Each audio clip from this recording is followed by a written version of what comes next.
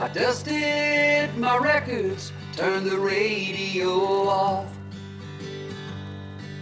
played your cheating heart and the old rugged cross. From old Southern gospel to honky-tonk songs.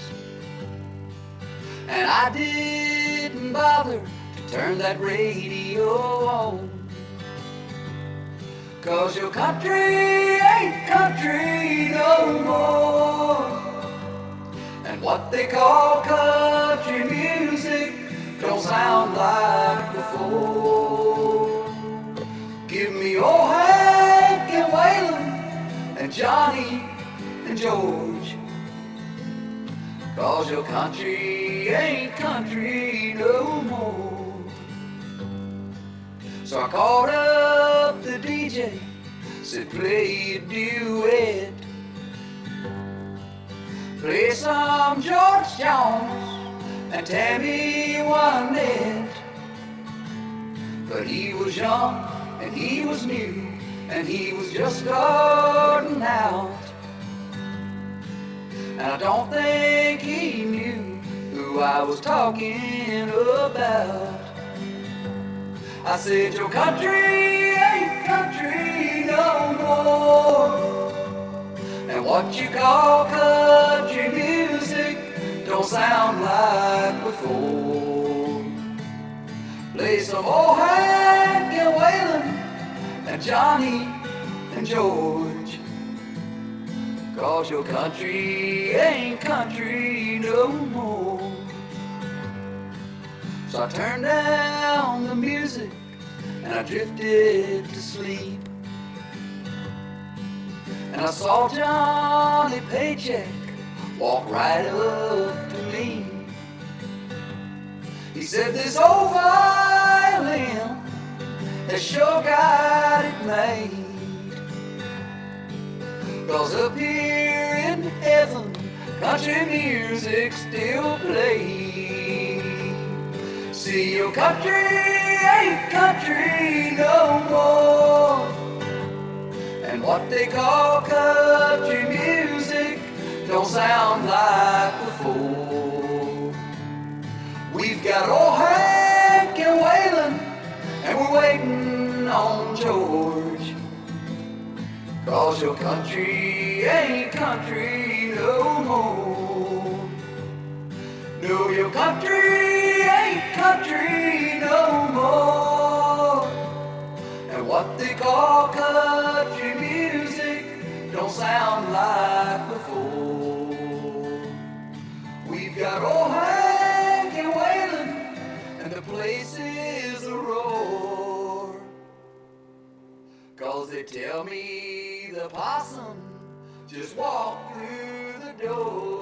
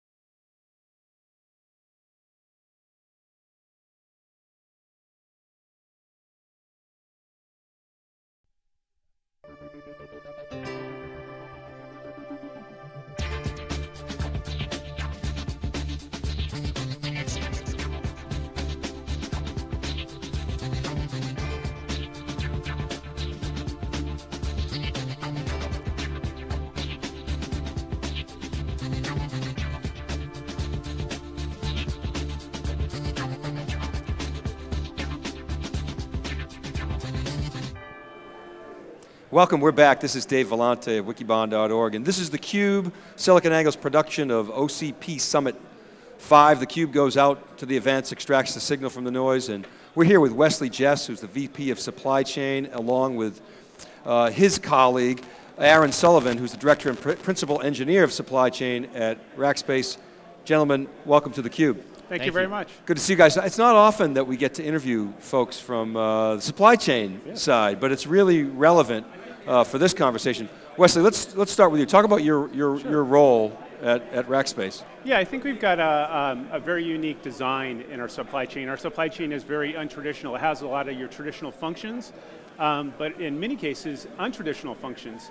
All the way from license management, all the way to the hardware engineering infrastructure team actually sits in our supply chain. So Aaron Sullivan, principal engineer, is integrated within our supply chain. So if you think about integrating sourcing, the relationships we have with our supply base, the tier 2 component players that we interface with, all the way to our integration partners, to what we license and free software, and actually operating systems as well sit in supply chain. And having a tightly integrated group like that actually helps us move very, very quickly and come up with very innovative designs at a very fast pace. So your supply chain kind of mirrors your stack. Is that a fair way to look at it? Very much so. We the only thing that's not inclusive in it is really the networking side of the business, and my counterpart who oversees data center also oversees the networking side. So Aaron, how did you end up in supply chain? What was the path that you took there? Did you come from the product side, or? I did. I worked in the product end of the business. At one point a few years ago, I had some ideas for ways that I thought we could move faster, we could be more effective. Wes was already at Rackspace at that point, and I encountered him. I'd been working in his group for a little while, and we had a discussion about things we could do to move better and faster. And a lot of it was already in that recipe book that he has, that he just described. So let's talk a little bit about the OCP journey. Maybe take us back to the beginning, Sure. and how it started from terms of your involvement and what it's meant to you guys and where we're at now. Okay, great. Why don't I take first crack, Aaron, and then I'll pass it over to you. I think it starts with the OpenStack, frankly, our engagement with the NASA and OpenStack and the basically kicking off that open initiative. And it was a very easy parlay for us to move that right into the hardware side. The most interesting part that in the early part of our journey, we've been doing it for probably 2.5 years, is the amount of hardware players who told us we could not do this. Now, there's nothing like telling a racker that you can't get something done. We got exceedingly focused, and it's not like, I think some of the themes have been, it's not an armada of people. We could literally fit our entire hardware engineering staff inside of a van. It's a pretty small group. But Aaron was engaged very early on and does a lot of the community work, but we found really leveraging off of what was OpenStack based and moving that to Open Compute was a very natural migration for us. Anything you want to add to that, or? Yeah, I think if you see it here at the show, but if you look at how Open Compute has changed over the course of the last few years, I think our engagement with it really helped to add some influence to the model where we said, look, we're really excited about what this brings. We're really excited about the potential of this community, but we also need to expand it to meet the needs of companies that are more like us, customers that are more like the ones that we have. And in that process, it started with just a few people. We continued to grow the engagement and the influence to say, here's how we think infrastructure needs to expand to encompass this ever larger community. And you see that some of that showing up in the designs that we showcase today, that you see out on the show floor that we worked with some of our partners. Well, so this is we're running a crowd chat, crowdchat.net/OCP Summit V for 5. A lot of people don't realize this is the 5th gathering. Yep. It's dramatically increased in size, even just from last year. Yes. So it feels like, Wes, we're sort of on this S-curve. You know, there's an O-guy for all you mathematicians out there. So where are we? I mean, is this just about to explode? Is this the sort of the year that OCP really breaks out and becomes mainstream, or do we need a little bit more time to bake? I think so. That's been our experience. We had worked on a number of designs that we planned on deploying in mid-13, and we actually brought those production level designs working with two, it's actually WeWin and Quanta, partners in the OCP community, and we were ready to deploy them on scale. And then, lo and behold, our customer base came back and told us something about our product offering, needed to be different. So we had to very quickly shift the offer that we had in the infrastructure, and Aaron and the balance of our engineering team, within a very short order, roughly 3 months, were able to refactor the designs that we had and utilize probably 70-80% of that design, and within a 3-month period. And now we have, and that was in the fall, and now we actually have on scale a production-ready scale volumes landing in Q1 of this quarter. And then in Q2, we have a brand new product design coming out also based on a lot of the principles we learned. So we see it really picking up, not just with us, but with a lot of the other players out there. So talk about how it's affected your business so far and how you expect it to change going forward. Yeah, Aaron? Yeah, when we first got started, I think we mostly looked at Open Compute as something that we could use to save money. That's something that I think a lot of IT infrastructure people see. I mean, we saw the larger potential, but the real drive here is we can not only do this, but we can do it more cost effectively. And I think initially that's the big drive for almost everybody. As I think about summits the last few years in the news, it's, the headline was always, I saved this much money or I ran this much more efficiently. But we're now beginning to see extra capabilities that we can add and new technologies that don't really exist in the more closed proprietary systems starting to come on board. Companies are actually starting to invest their money, their resources into this in ways where they might have previously done it in a very low exposure, kind of small system, maybe 1 or 2 partners. It's starting to get quite a bit bigger. And we see that playing out a little bit more inside Rackspace too. We're starting to get partners come to us and saying, can you build me something that does this? I can't find it anywhere else. And of course, with this community and these capabilities coming, we can. So this morning, I don't know if you guys heard the morning keynotes. Yes. Frank got up this morning and he made the statement about proprietary BS. And then on the panel that I was hosting, I said that the converged infrastructure, all that proprietary stuff, is a $400 billion market space. Now, people took that 2 ways. On the one hand, they said, wow, this thing's really going to get disrupted. On the other hand, they said, well, there's a lot of investment going in there, there's a lot of function. Aaron, I'm interested in what you just said about a lot of the capability that you're seeing in OCP-like architectures actually extending beyond some of the proprietary designs. Can you give some examples? Yeah, I can. Let's start with just a couple of simple pieces. There are components that exist out there that many of these big suppliers acquire today, and they sort of deliver it to you a certain way. They've factored, this is how you should use this thing. And this thing really has a lot more capability than the way you're allowed to use it. But a call has been made, kind of like, we use this analogy a little later today, it's kind of like going out to buy a car. We designed it for you to drive it this way. This is how you should drive it. And we designed it with these options. So these are the ones you get. And if you come in and you say, yeah, but I could do more if you give me this a little bit differently. If you just change a little bit about what's there, I have so much more potential. It's really hard to go talk to a car company and get them to change a model shipping year in even some relatively minor ways to meet your needs, right? It's a great analogy for what we see as well. Some of what is in this server, when you tear it down and you look at it on a bill of materials basis, is not so much different than what's already out there. But maybe it's a custom firmware. Maybe it's a chip that's running at a slightly different speed. And maybe it's a way that those components are integrated into the larger system.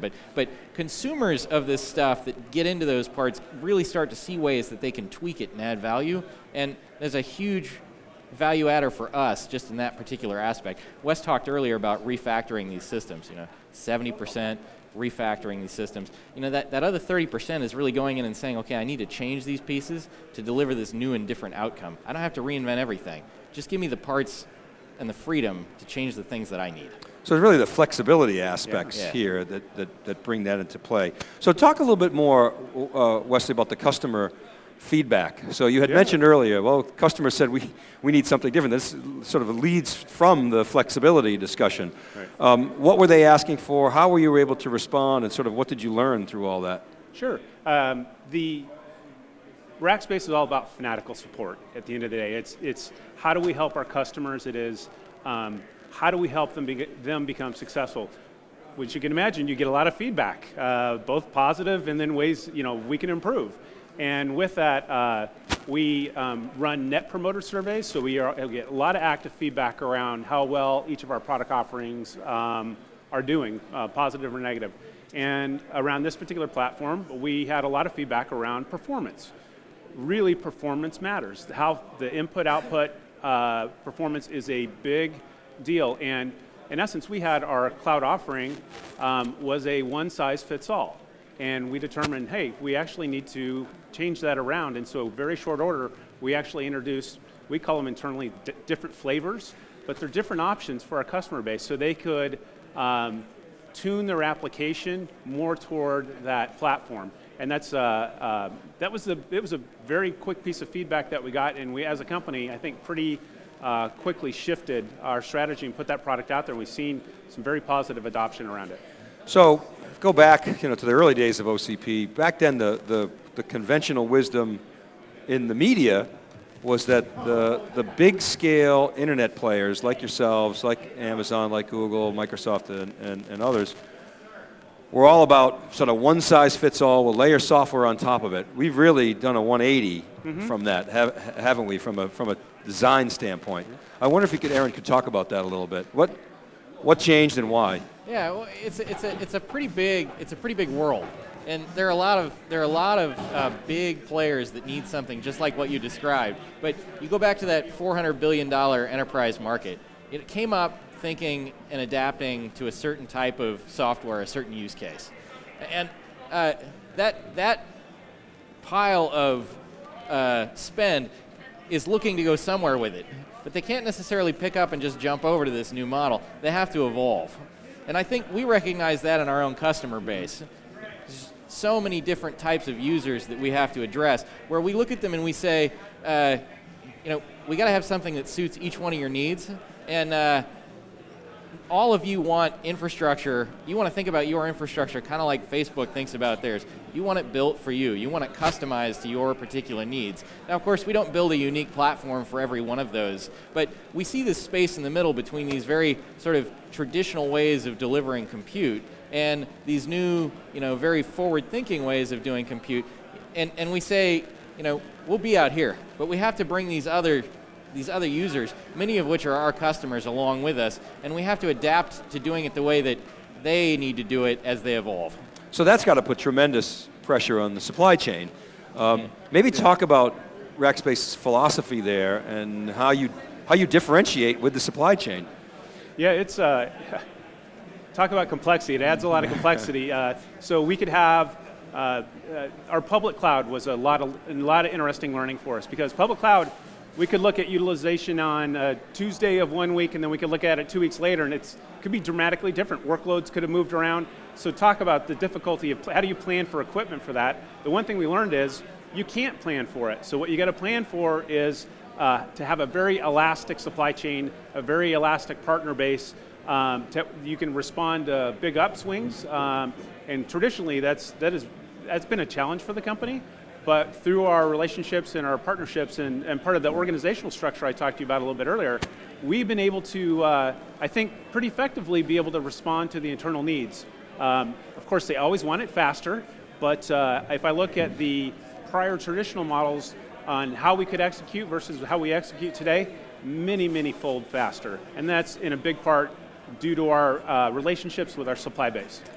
We had Colin Crawford on before, and he made the statement essentially that rack and stack servers are a dead end, kind of a road to nowhere. And he talked about you got to start thinking about racking racks and even maybe racking data centers. I wonder if you could comment on that. As you guys, yeah. I presume, share that philosophy, but where are we in terms of being able to? We do. I think that's happening. We've definitely seen that happening in our business for quite some time.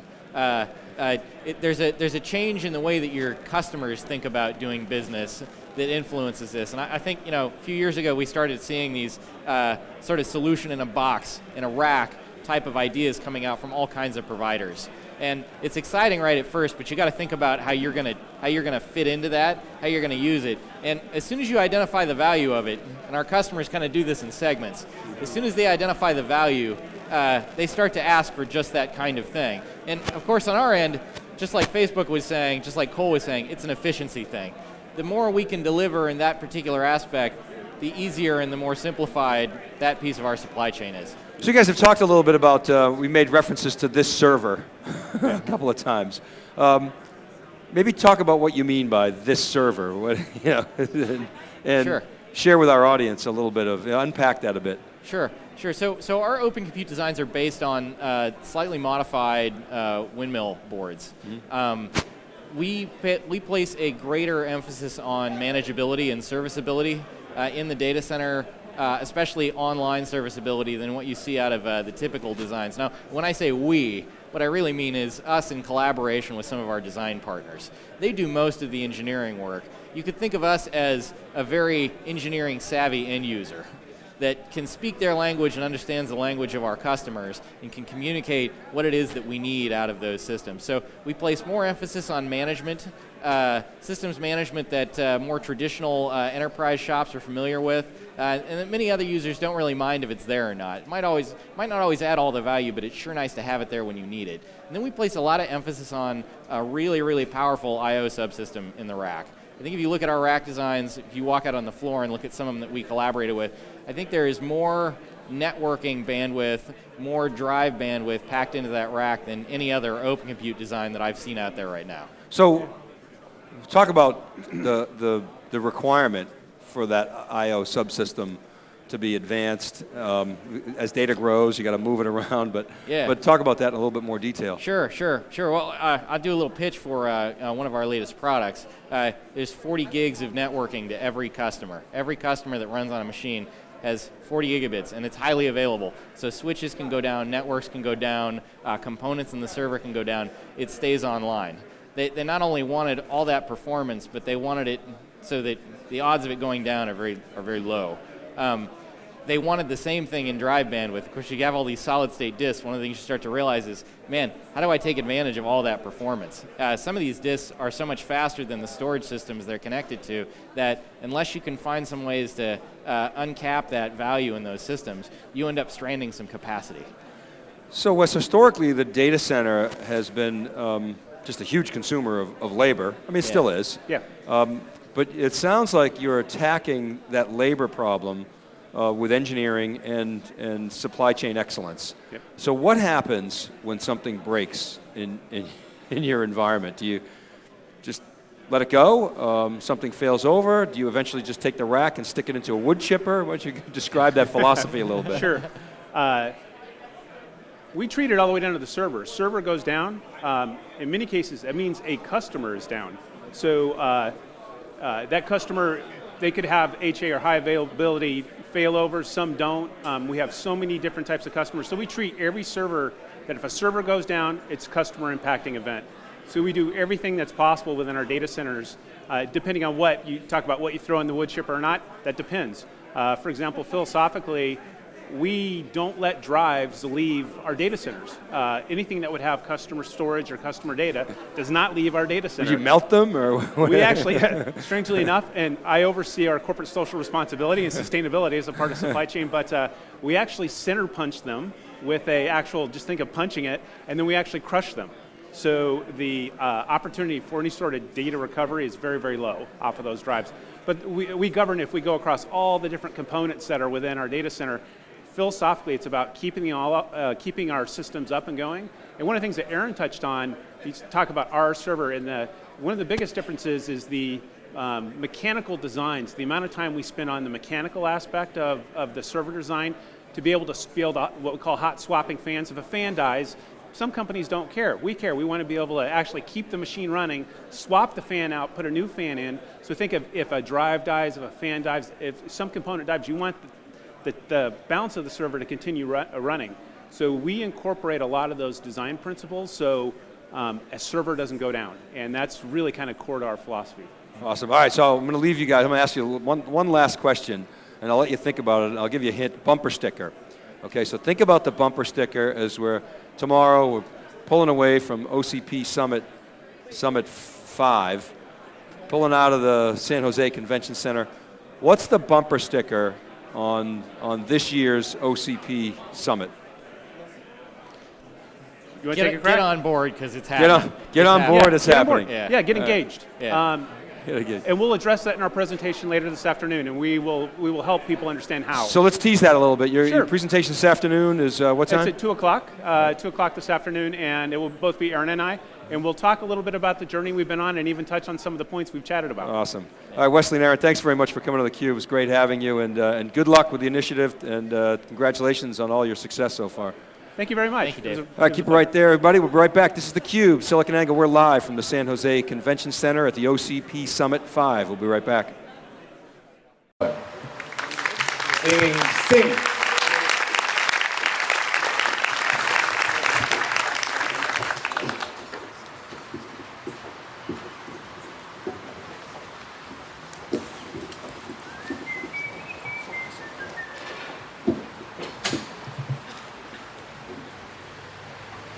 Hello, I am Jess. I'm singing Sing for You this afternoon by Annie Lennox. It's a very well-known song in activation. So I hope you enjoy it.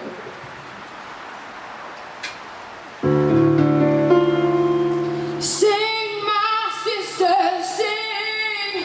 Oh, let your voice be heard. What won't kill you will make you strong. So sing, my sister, sing. Sing, my sister, sing. Oh, let your voice be heard. What won't kill you will make you strong. So sing, my sister, sing. You don't need to disrespect yourself again. Don't hide your light behind your fears. My women can't be strong. You've known it all along. What you need is what you haven't found. So sing, my sister, sing.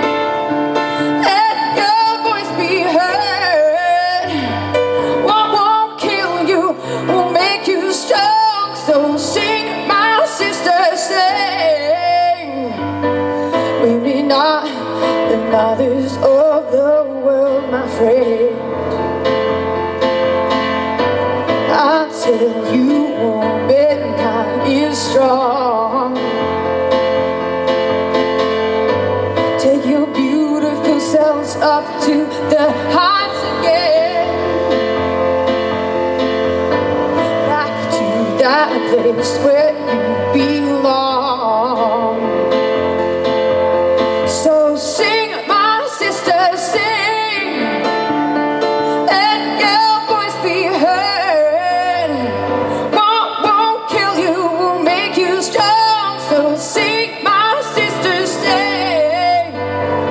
Sing, my sister, sing. Oh, let your voice be heard.